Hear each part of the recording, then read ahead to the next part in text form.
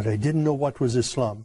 And I didn't know who was the Prophet Muhammad, peace be upon him, until I arrived in Jeddah, Saudi Arabia, about 6 years ago now.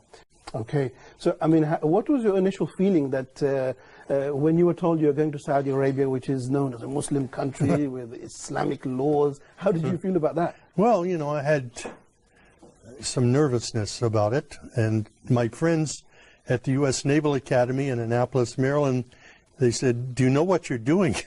You're putting yourself in harm's way. You're going to get kidnapped. Somebody's going to cut your throat. So when I arrived in Saudi Arabia, I was scared to death. I didn't know quite what to expect.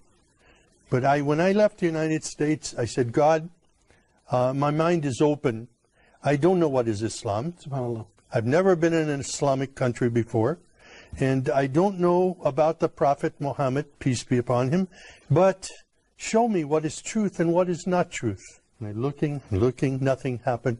People were coming out of their houses when they saw me, inviting me into their homes for tea and coffee. SubhanAllah, the exact opposite. Incredible. This was not what I expected. Wow. I had been in countries all over the world. I studied in Taiwan, in Russia, and different places. But never in my life have I been in any country that respected me as much as an American, and even as a Christian, as Saudi Arabia. Wow. SubhanAllah, showing the manners of Islam even in our daily lives. Finally, I walked to the mosque and I knocked on the door and I said, my name is Sam. I'm a Christian from the United States. Is it okay if I come inside?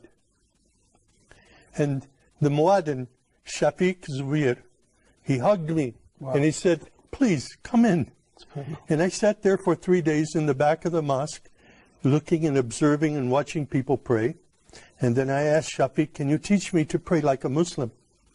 And he taught me the first surah of the Quran, Alhamdulillahi Rabbil Alameen.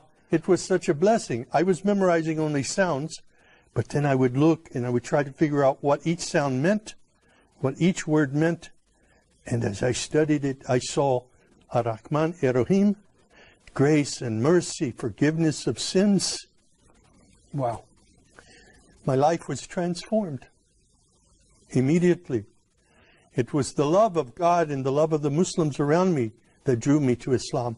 Excellent. And I received a card that I was an official Muslim. I got in the car and went to Mecca immediately. Wow. And when I saw the Kaaba for the first time and fell on my knees and my face in prayer, it was there that I was just filled with God's Spirit and understood the love of Islam, the mercy of Islam for people everywhere. SubhanAllah.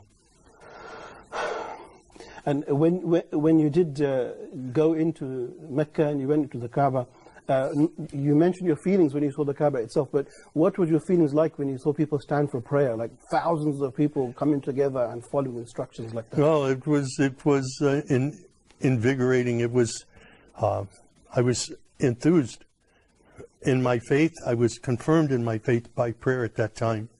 And it was the first time for me to kneel and pray with other Muslims. It was a great experience. And Christians need to understand what is truly Islam. I was totally misled by what I saw in news reports in the West before I came to Saudi Arabia. But when I hear the Quran recited, it's miraculous. It's transforming. And I'm very grateful now to be a part of a historic faith that is known for its mercy and not its violence, was mischaracterized by Western media. Of course, of course. The first Ramadan was difficult for me. 30 days, sunrise to sunset, no food, no water.